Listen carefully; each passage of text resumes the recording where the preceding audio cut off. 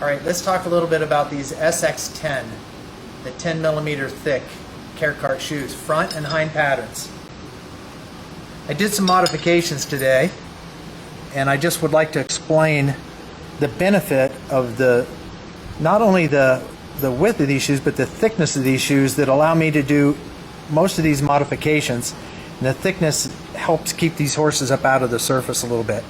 The easiest modification you can make to a hind foot that is plugging up with dirt or debris and not cleaning out, when a horse is moving laterally or forward, if there's a snowball of material there, it doesn't allow the horse to move properly and get the right amount of purchase with the ground. It's just a simple hammering there or a grind. I did this with a hammer, but I ground it just to show the benefit of this being able to clean, self-clean. You can do this to front or hind, but this is a hind pattern. The other one is a simple trailer, slightly kicked out to the outside, but it does add a little bit of length to the shoe. Simple trailer. Same shoe with lateral extensions. The reason why I call this a lateral extension is because the shoe,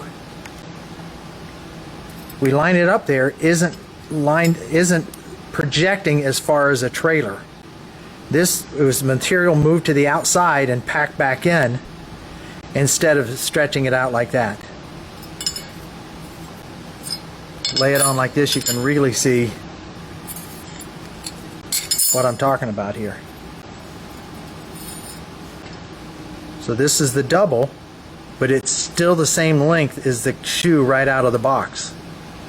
This is the medial side of the lateral, or a medial extension. This is the lateral extension, which is not as far as a trailer. And that's the idea. You don't want the lateral extension. The lateral and medial extension should project laterally or medially, not posteriorly out the back. So that's the hind shoe with trailers and extensions. Let's get into the front shoes a little bit. I did two different modifications on the toe here, the rocker toe and the rolled toe. The rocker toe, where you just bend down, it doesn't change that shape. You still have the shoe out of the box, almost exactly the same, but look at the benefit of the toe. That rocker toe can mean night and day on the horse's movement forward.